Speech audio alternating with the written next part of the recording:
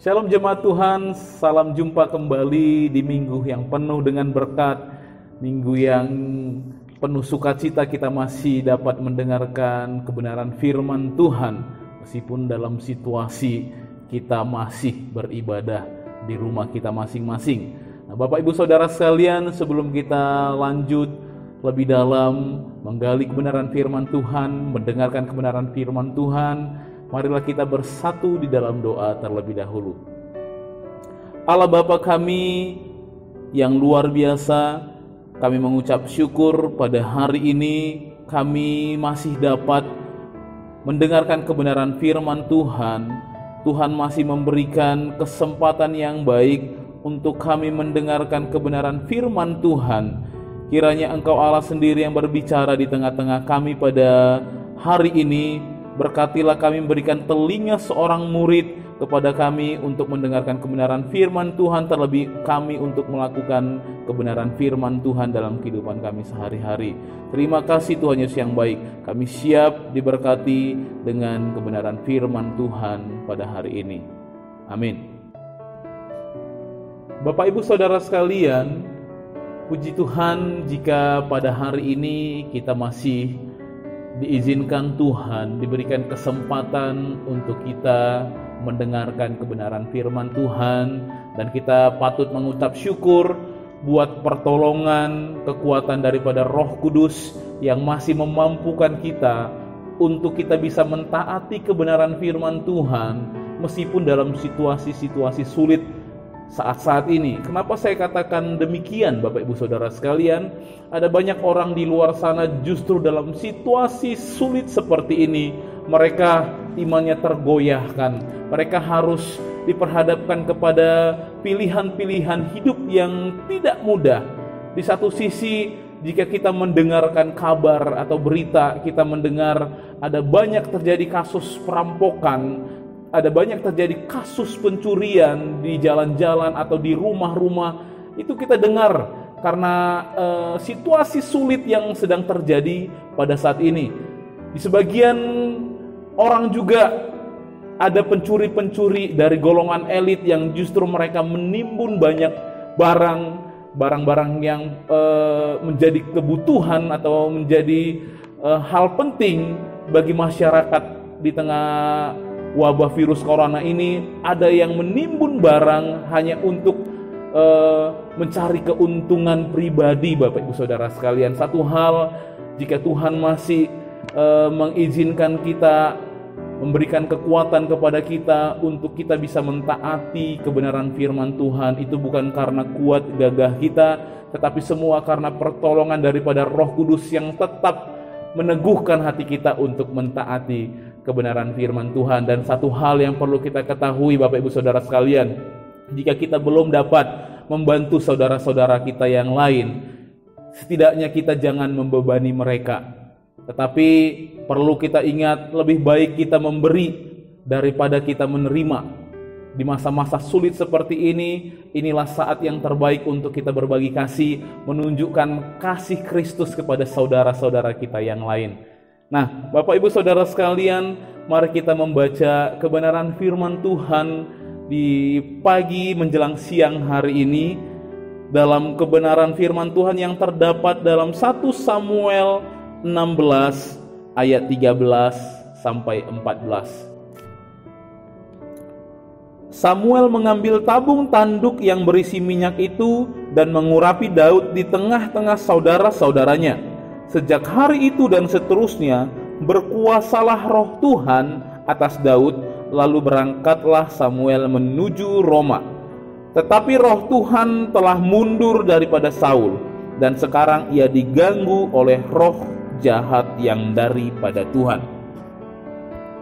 Bapak Ibu Saudara sekalian, seperti yang saya sampaikan di awal tadi, pernahkah kita di dalam kehidupan kita, menjalani kehidupan kita sehari-hari, khususnya hari-hari belakangan ini, pernahkah kita diperhadapkan kepada situasi-situasi sulit di mana kita harus memutuskan apakah kita harus tetap mentaati kebenaran firman Tuhan atau kita untuk sementara waktu tidak mentaatinya. Maksud saya begini Bapak Ibu Saudara sekalian, di tengah situasi yang sulit mencekam seperti sekarang ini, mungkin penghasilan kita berkurang, pendapatan kita jangankan berkurang, mungkin sama sekali akhirnya tidak ada sama sekali karena keadaan kota yang lockdown atau memang perusahaan kita yang tutup. Pernahkah kita berpikir atau mendapatkan suatu kesempatan yang baik, tetapi di satu sisi ketika kita mengambil kesempatan itu sama saja kita sedang melanggar kebenaran firman Tuhan. Maksudnya adalah ini adalah peluang emas untuk kita mendapatkan suatu keuntungan di tengah situasi yang sulit, tetapi di sisi yang lain kita harus melanggar kebenaran firman Tuhan. Atau di satu sisi kita tetap melakukan kebenaran firman Tuhan ini, tetapi kita akan kehilangan kesempatan emas ini. Kesempatan tidak datang dua kali. Mungkin saudara berpikir demikian. Sampai akhirnya kita bernegosiasi dengan Tuhan dan mengatakan, Tuhan, gak apa-apalah, satu kali ini saya melanggar kebenaran firman Tuhan. Mungkin saudara berpikir demikian, satu kali ini aja, besok saya akan kembali mentaati kebenaran firman Tuhan. Nah, akhirnya saudara melanggar kebenaran firman Tuhan. Keesokan harinya atau beberapa hari selanjutnya, ternyata saudara diperhadapkan pada situasi seperti itu lagi. Wah, ada kesempatan kedua ini, ada kesempatan ketiga, ada kesempatan keempat.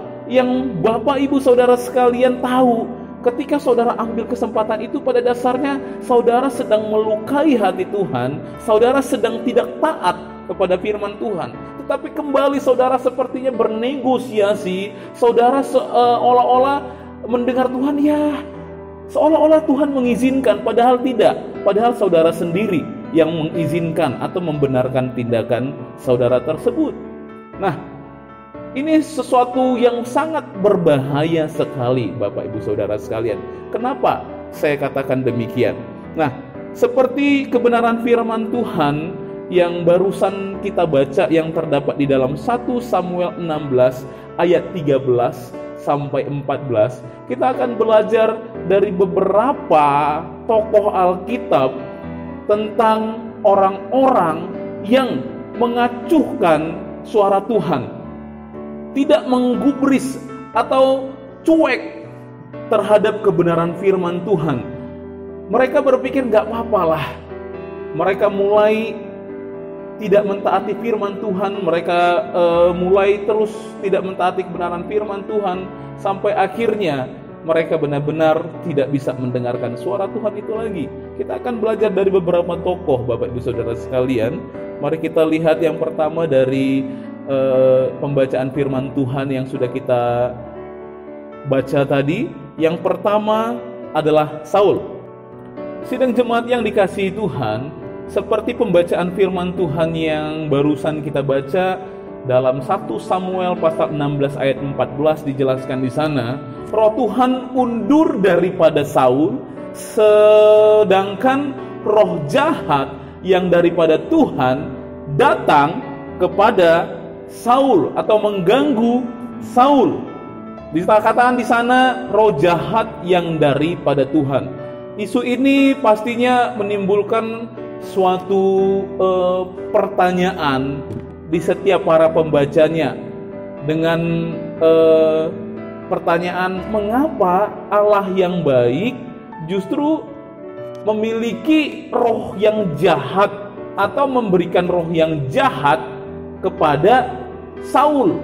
Nah, Bapak Ibu Saudara sekalian, meskipun ini menimbulkan pertanyaan dalam benak kita, tetapi jika kita menggali kebenaran firman Tuhan ini, justru kita akan diberkati luar biasa dari kebenaran firman Tuhan yang pada saat ini kita akan dengarkan. Bapak Ibu Saudara sekalian, di sana dijelaskan memang sekarang Saul diganggu oleh roh yang jahat daripada Tuhan. Apakah benar bahwa Tuhan memiliki roh yang jahat ada dalam dirinya? Seperti itu ya. Bukankah Dia adalah Allah yang baik?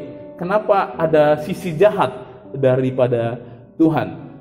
Nah, perlu kita ketahui Bapak Ibu Saudara sekalian, jika kita flashback kembali kepada awal mula di mana Saul terpilih sebagai raja, orang Israel pengen begitu ya, memiliki sistem kerajaan dalam di bangsa mereka. Akhirnya mereka mendesak Samuel untuk memilih atau mengangkat seorang raja bagi bangsa Israel. Nah, singkat cerita Bapak Ibu Saudara sekalian, terpilihlah Saul dari suku Benyamin. Sebenarnya dari sisi si Saul ini atau suku Benyamin merupakan suku yang terkecil dari suku bangsa Israel. Nah, jika kita membaca di pasal-pasal sebelumnya, maka kita akan melihat di sana bahwasannya Saul ini seorang yang tampangnya sangat luar biasa elok, tidak ada yang setampan dia di antara orang Israel. Dikatakan seperti itu, Bapak Ibu Saudara sekalian. Dengan perawakan yang cukup tinggi, wah, berwibawa sekali Bapak Ibu Saudara sekalian, sangat berwibawa sekali. Nah, singkat cerita, Samuel mengurapi Saul menjadi raja. Jika kita melihat di dalam 1 Samuel 10 ayat 1 sampai 6, mari kita lihat bersama-sama. Lalu Samuel mengambil buli-buli berisi minyak, dituangnyalah di atas kepala Saul, diciumnyalah dia sambil berkata, "Bukankah Tuhan telah mengurapi engkau menjadi raja atas umatnya Israel? Engkau akan memegang tampuk pemerintahan atas umat Tuhan, dan engkau akan menyelamatkannya dari tangan musuh-musuh di sekitarnya. Inilah tandanya bagimu bahwa Tuhan telah mengurapi engkau menjadi raja atas miliknya sendiri. Apabila engkau pada hari ini pergi meninggalkan aku, maka engkau akan bertemu dengan 2 orang laki-laki di dekat kubur Rahel di daerah Benyamin di Zelza. Mereka akan berkata kepadamu, keledai-keledai yang engkau cari itu telah ditemukan, dan ayahmu tidak memikirkan keledai-keledai itu lagi, tetapi ia khawatir mengenai kamu. Katanya, apakah yang akan kuperbuat untuk anakku itu? Dari sana engkau akan berjalan terus lagi dan sampai ke pohon Tarbantin Tabor. Maka di sana engkau akan ditemui oleh 3 orang laki-laki yang naik menghadap Allah di Betel. Seorang membawa 3 ekor anak kambing, seorang membawa 3 ketul roti, dan yang lain lagi sebuyung anggur. Mereka akan memberi salam kepadamu dan memberikan kepadamu 2 ketul roti yang akan kau terima dari mereka. Sesudah itu engkau akan sampai di Gebea Allah, tempat kedudukan pasukan orang Filistin. Dan apabila engkau masuk kota, engkau akan berjumpa di sana dengan serombongan nabi yang turun dari bukit pengorbanan dengan gambus, rebana, suling, dan kecapi di depan mereka. Mereka sendiri akan kepenuhan seperti nabi. Maka roh Tuhan akan berkuasa atasmu, engkau akan kepenuhan bersama-sama dengan mereka dan berubah menjadi manusia lain. Ayat ini menjelaskan bagaimana Samuel mengurapi Saul menjadi raja. Meskipun pada awalnya Saul sendiri tidak yakin bahwasannya dia menjadi raja atas bangsa Israel, tetapi Samuel meneguhkannya, menguatkannya, dan mengatakan kepada Saul bahwasannya Tuhan mau memakai dirinya menjadi raja atas Israel. Dan Samuel mengatakan akan ada peristiwa-peristiwa yang akan terjadi setelah Samuel dan Saul bertemu. Dan benar Bapak Ibu Saudara sekalian, semua peristiwa-peristiwa yang dikatakan Samuel itu terjadi atas Saul. Samuel mengatakan, sepulang dari sini kamu akan bertemu dengan sekumpulan nabi-nabi dari bukit pengorbanan, dan kamu akan bertemu dengan mereka, dan kamu akan kepenuhan. Dan itu terjadi Bapak Ibu Saudara sekalian. Itu tandanya benar-benar Tuhan mau memakai hidup Saul menjadi alat Tuhan yang luar biasa. Hanya saja ada satu perintah dari Samuel yang tidak ditaati oleh Saul. Apa itu Bapak Ibu Saudara sekalian? Samuel mengatakan kepada Saul, pergilah engkau mendahului aku ke Gilgal. Tunggulah aku 7 hari lama, tunggulah aku ada di sana. Untuk apa Bapak Ibu Saudara sekalian? Sebelum mereka perang melawan Filistin, Samuel hendak membakar korban bakaran dan korban untuk keselamatan bangsa Israel sebelum mereka melakukan perang kepada bangsa Filistin. Tapi apa yang terjadi? Yang benar, Saul pergi mendahului Samuel dan dia menunggu 7 hari di Gilgal sebelum dia berperang melawan bangsa Filistin. Tetapi Samuel tidak kunjung datang. Dia melihat semua rakyat atau semua orang Israel sudah pergi satu persatu dan dia pun akhirnya ketakutan. Dia belum berdoa kepada Tuhan, dia belum mempersembahkan sesuatu kepada Tuhan. Nanti orang Filistin datang menyerang dia. Dia dalam kepanikannya, akhirnya dia justru tidak mentaati kebenaran firman Tuhan yang sudah disampaikan oleh Samuel kepadanya. Dia langsung mengambil alih dan berkata kepada pasukan atau orang Israel yang ada di sekitarnya, dia mengatakan, ambillah korban bakaran, aku akan membakar korban bakar dan korban keselamatan. Nah, akhirnya dia bertindak sendiri, Bapak Ibu Saudara. Dia tidak taat akan suara Tuhan. Setelah korban bakaran habis, tidak lama kemudian Samuel datang dan Samuel marah kepada Saul. Saul tidak taat, padahal Tuhan mau memakai hidupnya dengan luar biasa. Semua peristiwa-peristiwa yang dikatakan oleh Samuel kepada Saul itu tergenapi. Itu terjadi atas Saul. Tetapi karena ketidaktaatannya, apa yang dikatakan Samuel kepada Saul, Bapak Ibu Saudara sekalian, coba kita baca di dalam 1 Samuel 13 ayat 13 sampai 14. Di sana dikatakan, kata Samuel kepada Saul, perbuatanmu itu bodoh. Engkau tidak mengikuti perintah Tuhan Allahmu yang diperintahkannya kepadamu. Sebab sedianya Tuhan mengokohkan kerajaanmu atas orang Israel untuk selama-lamanya. Tetapi sekarang kerajaanmu tidak akan tetap. Sampai di situ. Tidak hanya sampai di situ, Bapak Ibu Saudara sekalian. Kesalahan lainnya yang dilakukan oleh Saul yang juga cukup fatal ada di kedepannya hari. Kesalahan berikutnya yang Alkitab catat itu terdapat di dalam 1 Samuel 15 ayat 1 sampai 3. Mari kita baca bersama-sama. Berkatalah Samuel kepada Saul, aku telah diutus oleh Tuhan untuk mengurapi engkau menjadi raja atas Israel, umatnya. Oleh sebab itu dengarkanlah bunyi firman Tuhan. Beginilah firman Tuhan semesta alam. Aku akan membalas apa yang dilakukan orang Amalek kepada orang Israel, karena orang Amalek menghalang-halangi mereka ketika orang Israel pergi dari Mesir. Jadi pergilah sekarang, kalahkanlah orang Amalek, tumpaslah segala yang ada padanya, dan janganlah ada belas kasihan kepadanya. Bunuhlah semuanya, laki-laki maupun perempuan, kanak-kanak maupun anak-anak yang menyusu, lembu maupun domba, unta maupun keledai. Mungkin ada dari antar Bapak Ibu Saudara sekalian yang bertanya, wah, kenapa Allah memerintahkan hal itu kepada Samuel? Kenapa perintahnya kejam betul kepada Saul untuk membunuh orang-orang Amalek? Tapi ketahuilah Bapak Ibu Saudara sekalian, orang Amalek ini adalah orang atau bangsa yang keji. Ini mereka adalah bangsa pengembara yang suka membunuh.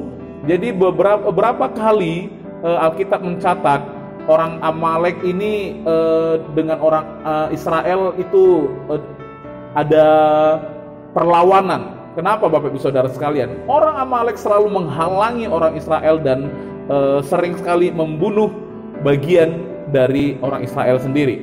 Nah, jadi Allah mengatakan untuk membalas segala perbuatan orang Amalek melalui Saul dengan mengatakan tumpas seluruhnya, rajanya, bahkan ternak-ternaknya, bahkan sampai anak-anaknya, Bapak Ibu Saudara sekalian. Tetapi apa yang terjadi? Ketika Saul berhasil mengalahkan orang Amalek, apa yang terjadi?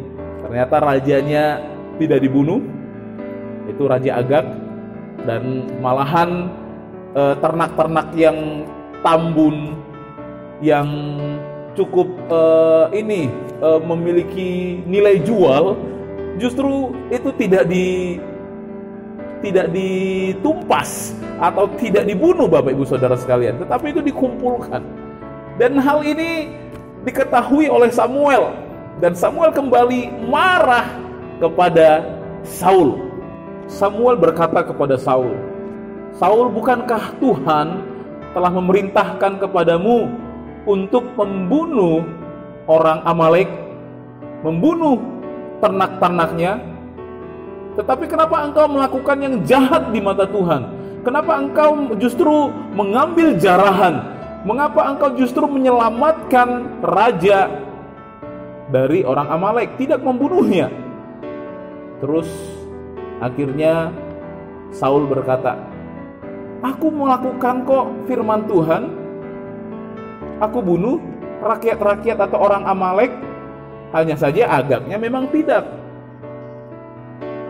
Hewan-hewannya atau ternak-ternaknya aku bunuh, hanya saja ternak-ternak yang terbaik tidak aku bunuh, dengan tujuan aku mempersembahkan kepada Tuhan." Dia berdalih, Bapak Ibu Saudara sekalian.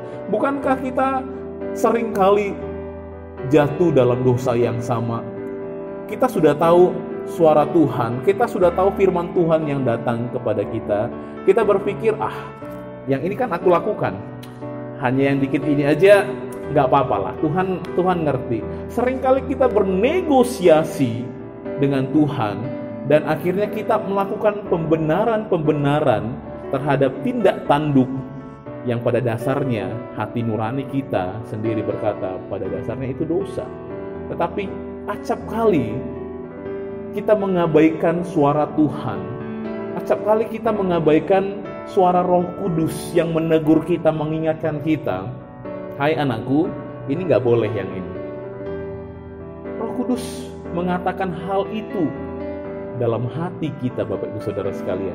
Tetapi kita berpikir, gak apa-apa lah, yang ini gak apa-apa, kan ini yang kulakukan udah baik di mata Tuhan, ini kan kecil aja, gak apa-apa. Ketahuilah Bapak Ibu Saudara sekalian, Roh Tuhan yang undur daripada Saul itu merupakan satu gambaran kehidupan dari orang yang dulunya percaya kepada Tuhan, diurapi Tuhan, mau mendengar suara Tuhan, tetapi karena faktor keterbiasaan untuk mengacuhkan atau mengabaikan suara Tuhan dalam hidupnya, akhirnya roh yang daripada Tuhan pun undur. Di ayat selanjutnya menjelaskan apa Bapak Ibu Saudara sekalian?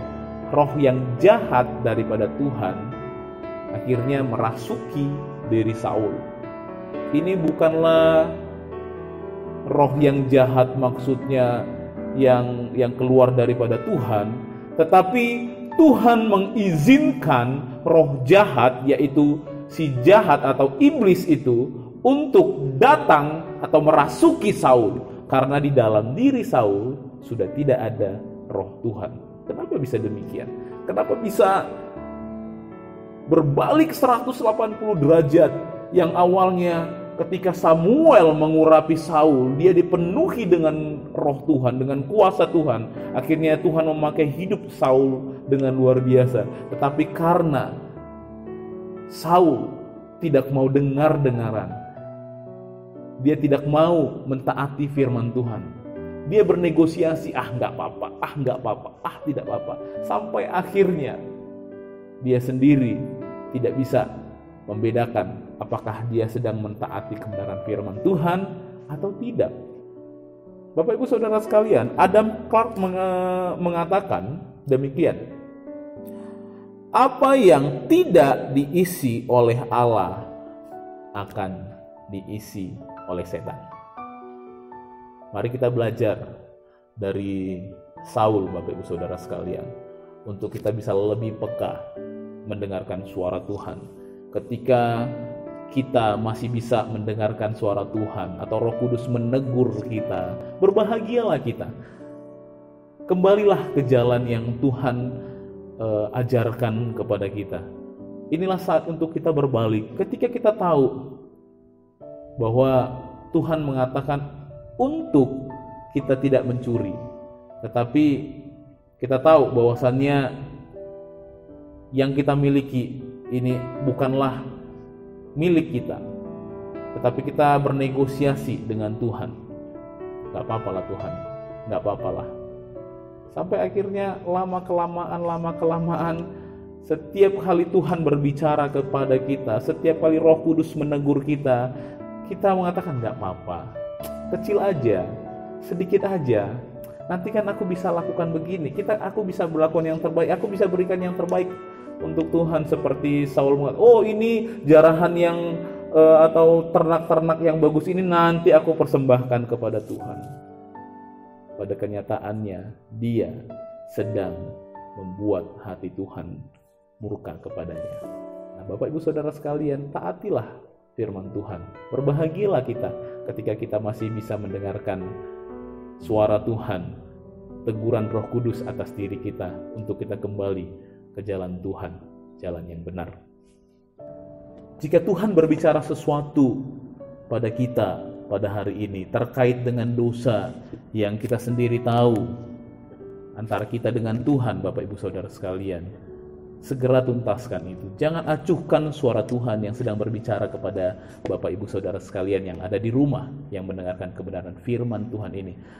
Jika contohnya saja ini Bapak Ibu Saudara sekalian, jika engkau pernah mengambil sesuatu yang pada dasarnya bukan milikmu, mungkin itu milik saudaramu atau milik orang lain, jika suara Tuhan berkata keras padamu pada hari ini untuk engkau mengembalikannya setelah engkau mendengarkan firman Tuhan ini, jangan keraskan hatimu Bapak Ibu Saudara sekalian. Taatilah kebenaran firman Tuhan sehingga kita tetap bisa lebih peka untuk mendengar suara Tuhan dalam kehidupan kita. Jangan diacuhkan agar engkau menjadi orang-orang yang bahagia, agar hidupmu diberkati oleh Tuhan. Kisah atau tokoh Alkitab yang selanjutnya akan kita bahas adalah Firaun. Yang pertama tadi kita membahas tentang Saul, yang kedua kita membahas tentang Firaun, Bapak Ibu Saudara sekalian. Isu ini juga tak kalah menariknya untuk kita bahas lebih dalam, untuk kita menjadi orang-orang Kristen yang tahu kebenaran firman Tuhan lebih dalam. Isu yang muncul adalah kenapa Allah mengeraskan hati Firaun. Kita pernah dengar bersama-sama dalam kebenaran firman Tuhan, jika kita baca Allah mengeraskan hati Firaun. Udah Allah yang mengeraskan, tetapi Allah juga yang menghukum. Kan Allah yang mengeraskan. Kenapa Allah yang? Kita akan bahas di minggu selanjutnya, karena khotbah kali ini adalah khotbah berseri Bapak Ibu Saudara sekalian. Tapi ini masih terkait erat dengan isu di mana roh jahat yang daripada Tuhan atas diri Saul itu sendiri, Bapak Ibu Saudara sekalian. Jadi kebenaran firman Tuhan saya tutup sampai di sini. Kita akan lanjutkan di pembahasan kebenaran firman Tuhan di minggu yang akan datang. Mari semua kita berdoa agar kiranya Tuhan memampukan kita untuk menjadi orang-orang Kristen yang mentaati kebenaran firman Tuhan, tetap peka dengan suara Tuhan, suara Roh Kudus yang datang kepada kita dengan lembut, menegur kita dengan lembut, untuk kita menjadi pelaku-pelaku kebenaran firman Tuhan di akhir zaman ini. Demikian kebenaran firman Tuhan. Tuhan Yesus memberkati. Mari kita bersatu di dalam doa. Tuhan Yesus yang baik, kami mengucap syukur buat kasih Tuhan yang luar biasa yang masih menyertai kami, membimbing kami untuk kami dapat mengerti kebenaran firman Tuhan yang baru saja kami dengarkan. Bapa, satu kerinduan kami, mampukan kami untuk menjadi pelaku-pelaku kebenaran firman Tuhan, mampukan kami untuk tetap peka mendengarkan suara Tuhan, suara Roh Kudus yang datang kepada kami menegur kami, agar kami dapat melakukan kebenaran firman Tuhan pada hari ini, Bapa. Terima kasih Tuhan, terima kasih Yesus. Di dalam nama Tuhan Yesus Kristus kami berdoa dan mengucap syukur. Amin.